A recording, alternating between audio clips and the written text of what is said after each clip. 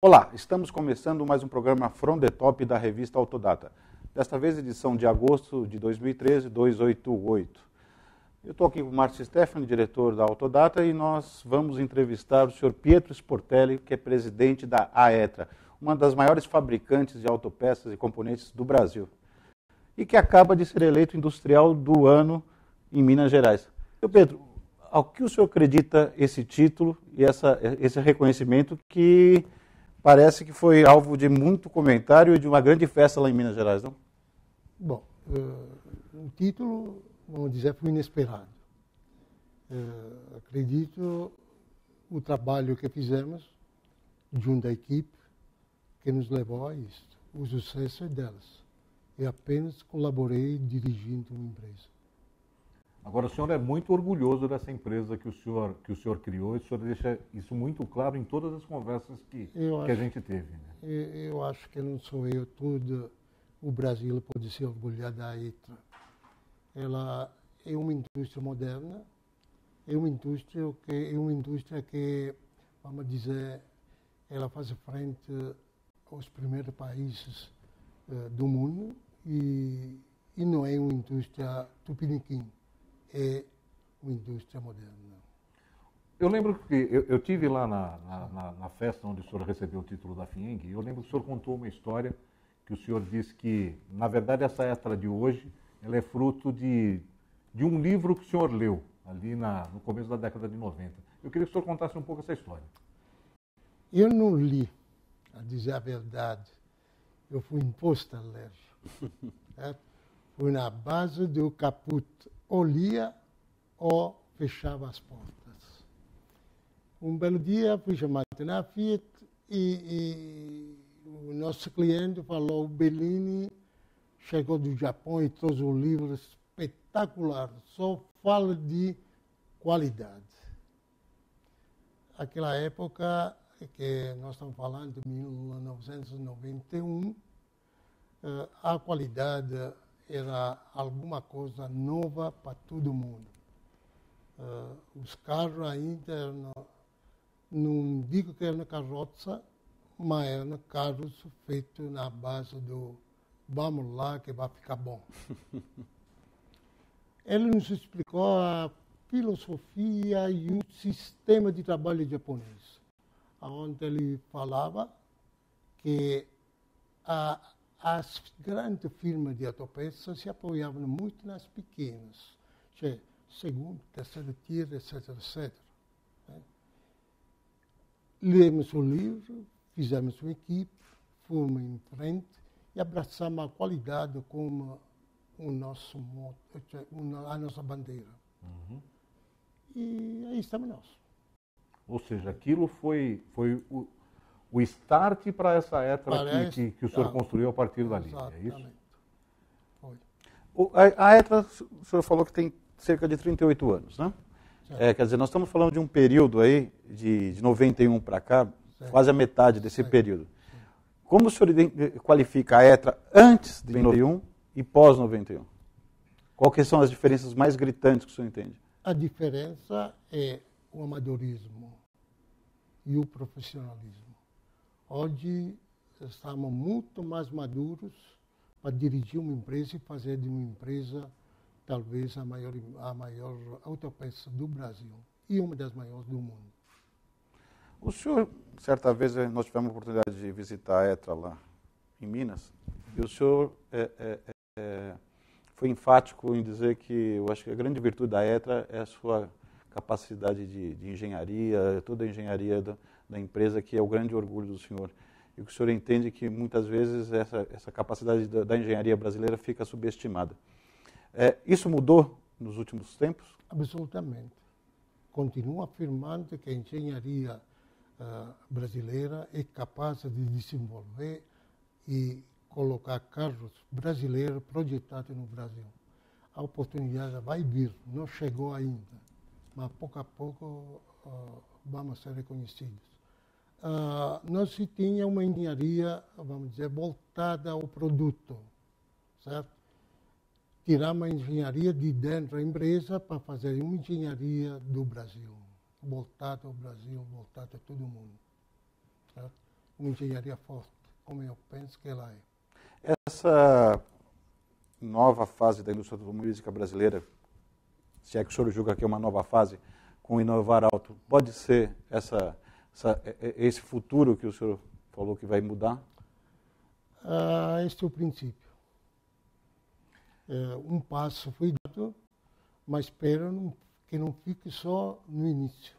Tem muita coisa, o caminho é muito longo para se alcançar o sucesso que outros países alcançam com a indústria automobilística.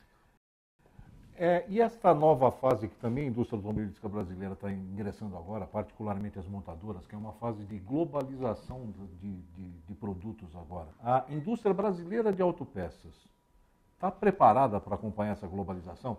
A ETRA e a indústria brasileira de autopeças estão preparadas? Eu queria que o senhor analisasse a sua empresa e a indústria brasileira de autopeças. Elas estão preparadas para acompanhar Nós estamos isso? preparados para executar, mas não conhecemos ainda estradas, condições, máquinas de outros países. Uma peça do mundo é uma peça do mundo, tem de ser adaptada em qualquer território, em qualquer estrada. Mas nós não conhecemos isso, porque as montadoras ainda também não sabem qual o caminho que eles vão abraçar, a exportação ou o mercado interno. A exportação sobe e desce. Atualmente estamos na caseiro, praticamente. Certo? O dia que nós começamos a exportar, vamos nos adaptar. Mas isso não coloca em risco o negócio de autopeças no Brasil? Coloca, já colocou em risco. Porque os altos e baixos das leis governamentistas, certo? Isto atrapalha o planejamento de qualquer indústria, não é só a nossa, mas também dos nossos clientes. Mas, ao mesmo tempo, Sr. Pietro, quando nós falamos, como o Márcio falou, sobre plataformas globais, enfim, produtos globais, é um risco, obviamente, para a indústria nacional, mas também é uma grande oportunidade, não? Oportunidade, tudo é oportunidade, desde que se faz com conhecimentos. A minha equipe, a engenharia, tem os conhecimentos. Falta a oportunidade das montadoras. Nós hoje temos 50 montadoras no Brasil, mas muito poucos estão dando a oportunidade de nós fazer para todo mundo. Eles falam que os nossos preços são altos. É só tirar 30%, 38% que nós temos de custo do Brasil e vamos ser competitivos. Mas, de qualquer forma, essa é uma realidade que é difícil mudar hoje em dia. Quer dizer, o custo do Brasil é um problema de longo prazo a ser resolvido. Quer dizer, e, no entanto, nós temos um cenário de indústria para daqui 2, 3 anos, 4 anos, que, teoricamente, teremos carros globalizados. Como trabalhar com esse prazo versus dificuldades? Não podemos falar de 4 anos, porque primeiro o país tem que fazer uma estabilização monetária, uma estabilização de mão de obra, uma estabilização de tudo. Isso daqui acredito que ainda está muito longe.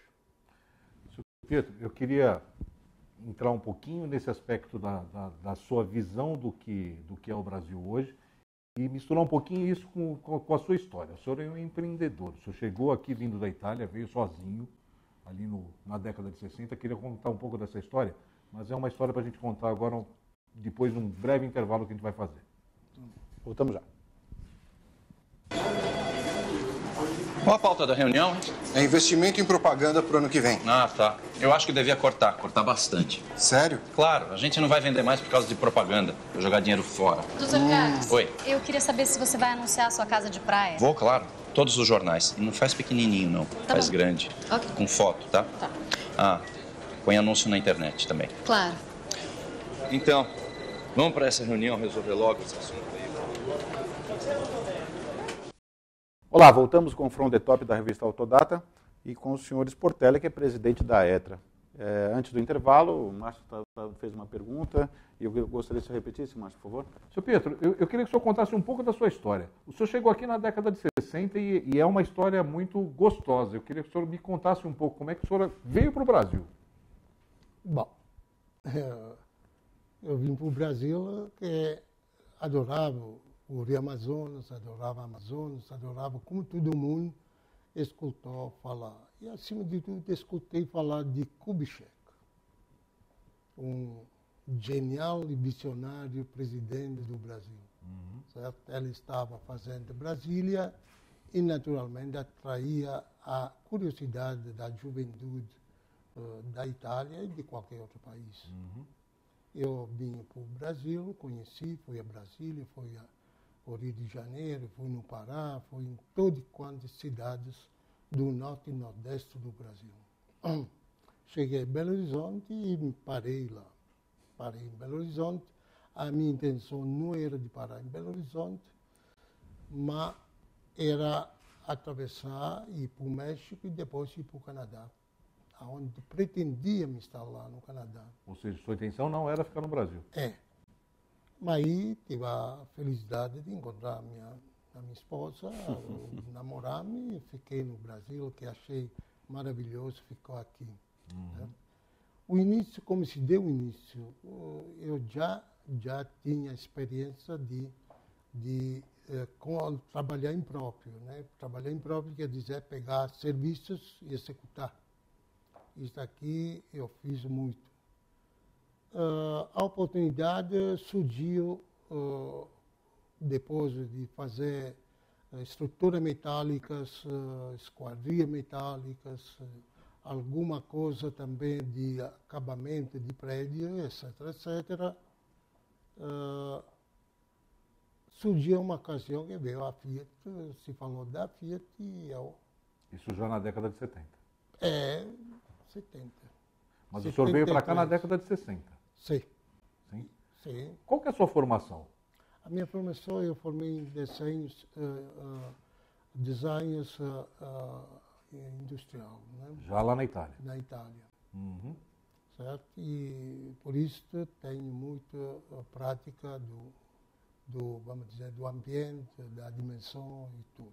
Ou seja, o ingresso na indústria automotiva se dá já quase 10 anos depois que o senhor chegou por aqui, quando chega mais até, né? Porque nós estamos falando no final da década de 70. Sim, porque naquela época o design isso aqui no Brasil não engatinhava, né? Muito grandes profissionais foram obrigados e ainda continuam obrigados a sair do país, porque aqui ainda não tem aquela, vamos dizer, que em outro país o profissionalismo do design ainda ganha muito pouco. E todo mundo sai do país para ganhar mais. Mas quando a Fiat chega aqui, o senhor já tinha uma indústria? Sim, tinha. Uma indústria voltada para a construção civil, é isso? Sim, para a construção, fazia esquadria metálica e galpões. E aí como é que a Fiat descobriu o senhor? Como é que se dá esse contato? Um belo dia eu recebi uma convocação de uma concorrência e me apresentei na concorrência, que depois eu formei um consórcio que fui anulado porque estava sozinho, né? O consórcio estava sozinho, fui anulado. Depois a Fiat abriu a mais firmas, porque era a obra muito grande, e eu peguei uma parte das esquadrias da Fiat e fiquei lá. Ou seja, para trabalhar na construção da fábrica? Na construção da fábrica. Foi aonde iniciei na Fiat, na construção, junto com as construtoras. Né? Aí nós resolvemos, observando as linhas da Fiat que paravam, porque a indústria paulista não entregava as peças, certo? E eu fui chamado para fazer peças manuais, vamos dizer, artesanais. Era prático, montei uma equipe, que aliás alguns colaboradores continuam dentro da minha firma, né? E assim como corre. Na verdade, o senhor de esquadrilha, o senhor hoje é um grande fornecedor da Fiat, em várias áreas e da indústria automobilística. Hoje, qual que é a dependência que a Etra tem da Fiat, do ponto de vista de cliente? Bom, hoje Porque o senhor tinha 100% de dependência da Fiat no começo. Hoje estamos em torno de 46%. Vamos baixar mais um pouco, brevemente, de uns 5%, 6%. Vamos chegar aos 40%, 38%. Hoje, qual que é a dimensão dessa Etra? Quantos funcionários ela tem? Qual é o tamanho dessa Etra? Quanto que ela fatura por ano? Ela hoje tem 4.200 funcionários.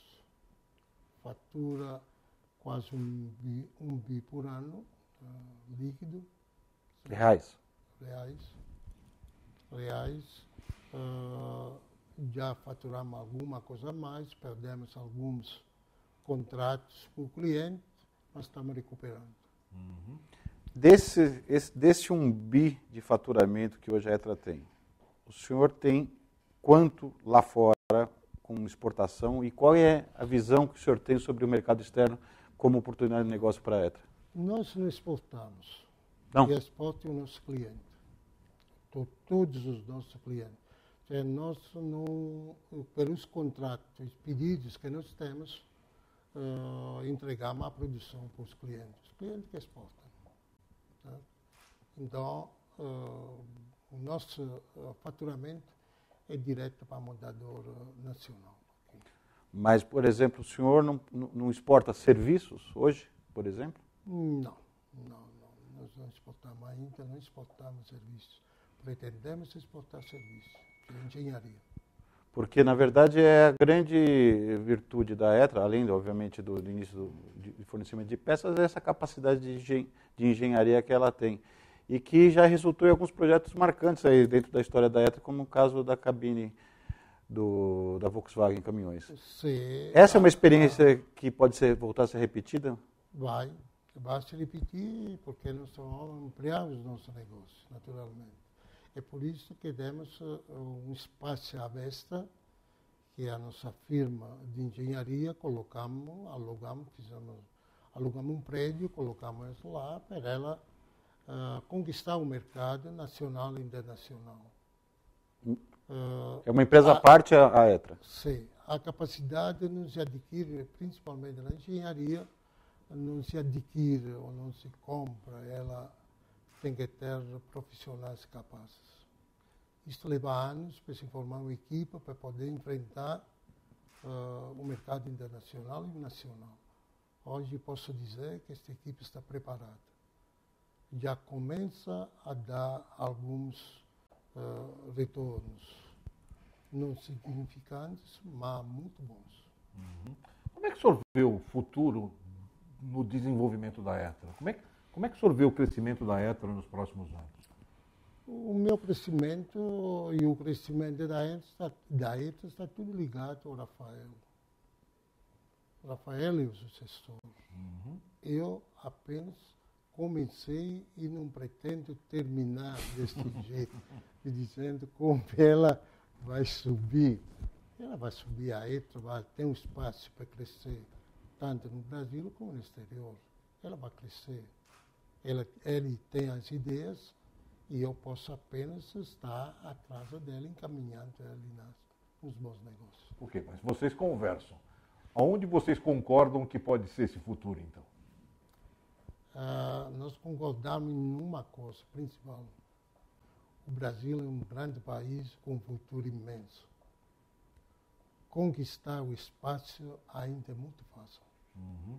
Difícil é quanto ele entrar efetivamente na globalização.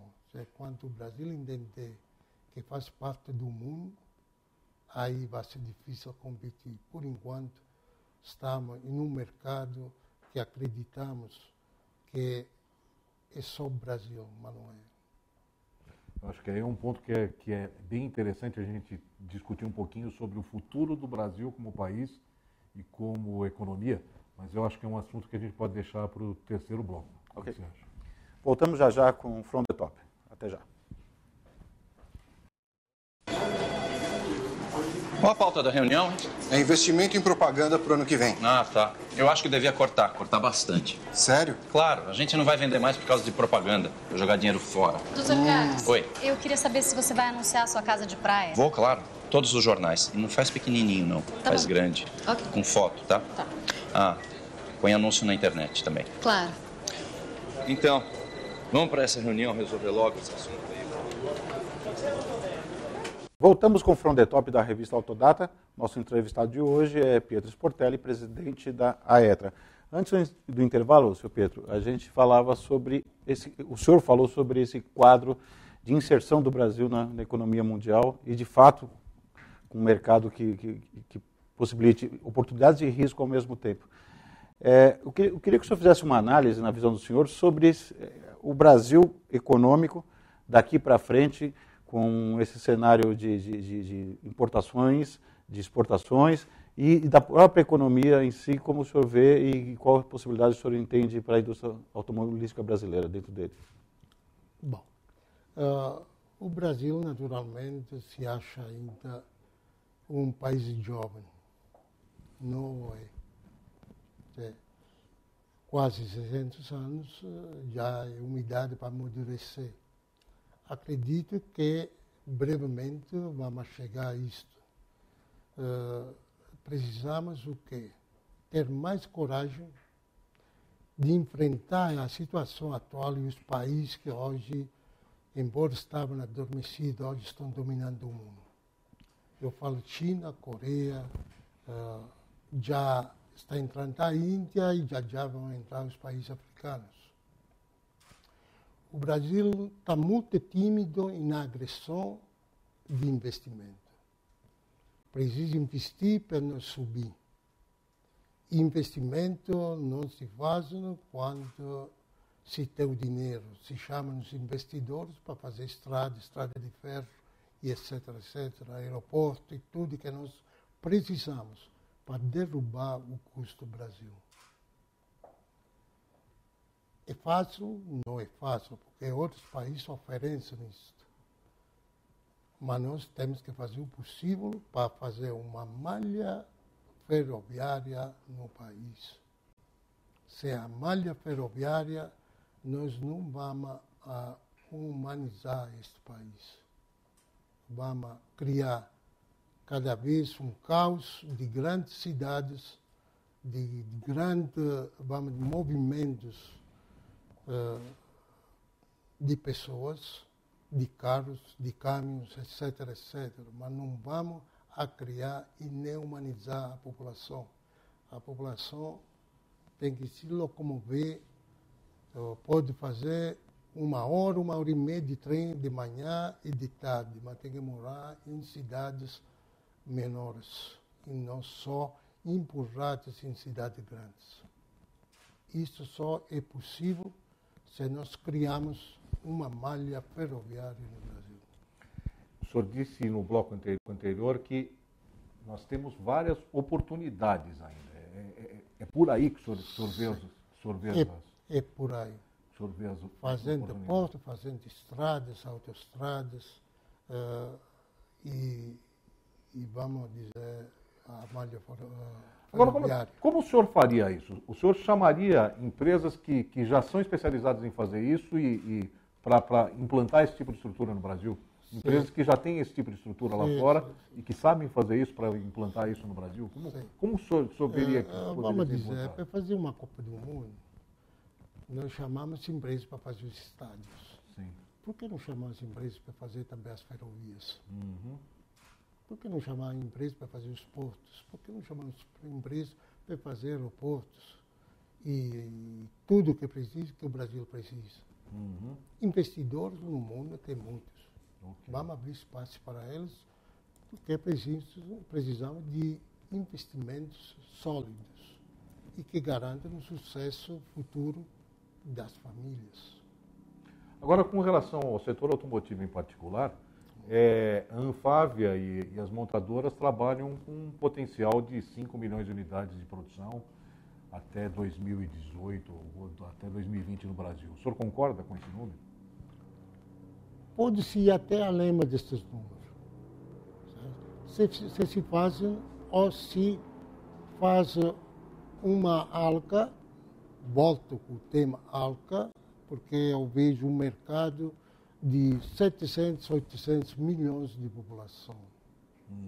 de pessoas, e não de 200 milhões ou 150 milhões, 300 milhões. A América do Sul é muito grande, a América Central também, Estados Unidos e Canadá.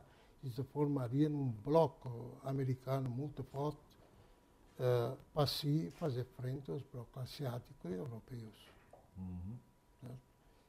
Eu falo em ALCA porque na época fui chamado de ALCA, poderia ser chamado de outro nome, com outro nome, uma União Americana, não sei o quê, mas nós precisamos desse mercado. Tudo ele integrado e não isolado.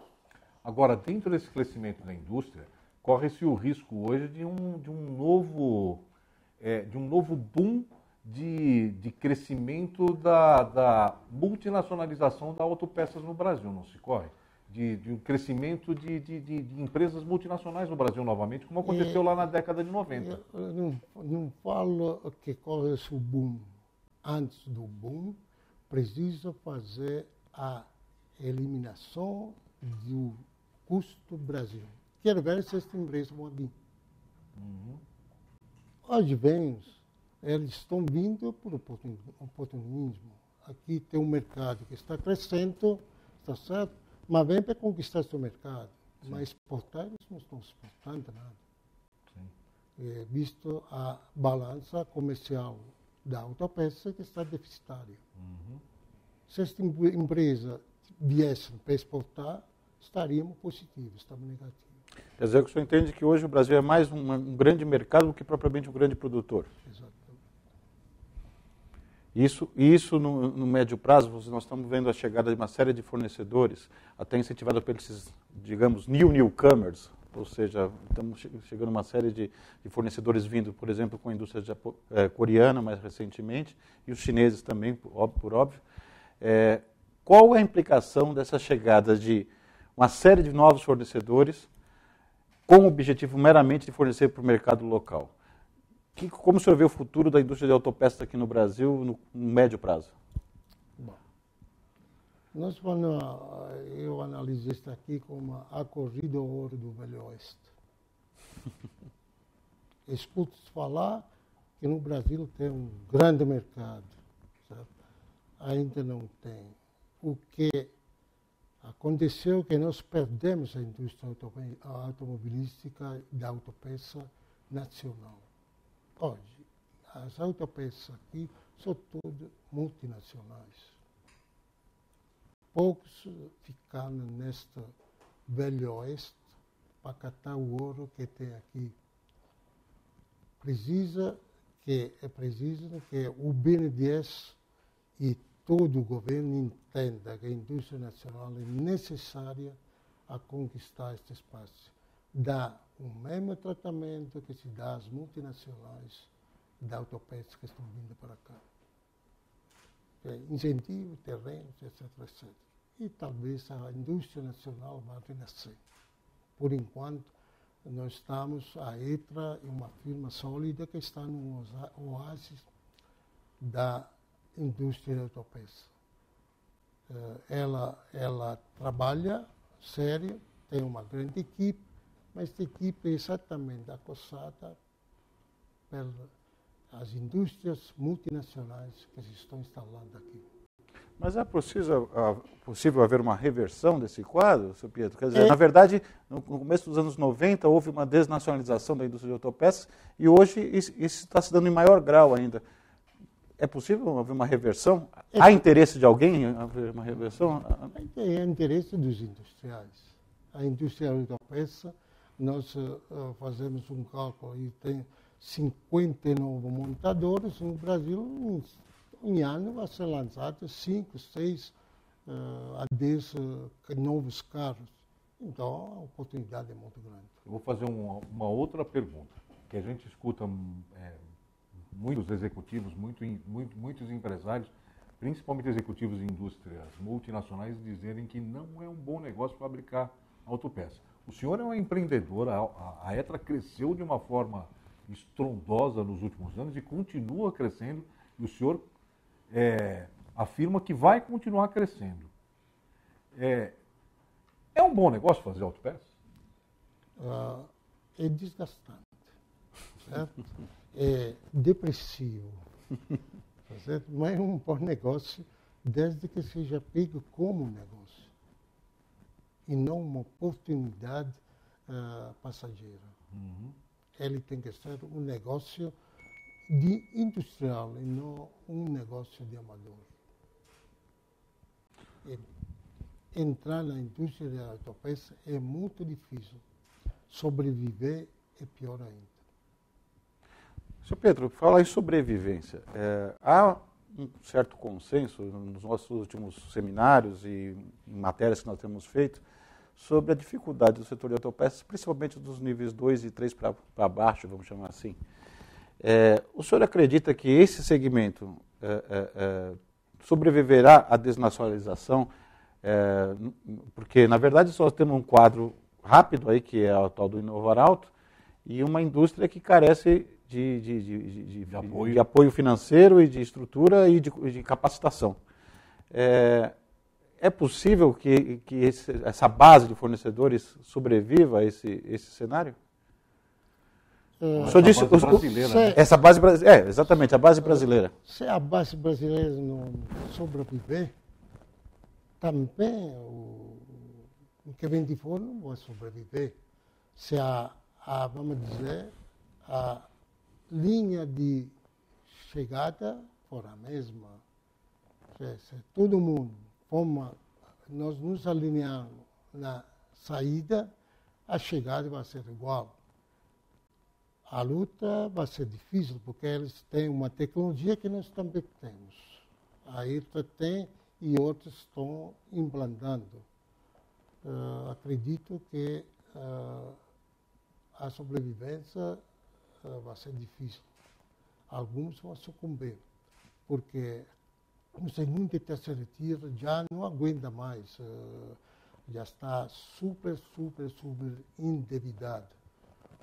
Precisa um socorro como em outros países dão para estas indústrias que estão precisando de recursos. Feito isto, o governo tem que entender que não se pagam só os impostos, mas também tem um socorro às indústrias de menor porte. Não fala aquele que fatura só 1 milhão, ou 2 milhões por ano, 3 milhões por ano. Tem indústrias que faturam 200, 300 milhões, 150 milhões, que também não aguentam a pressão de custos ou todo ano, vamos dizer, redução de custos.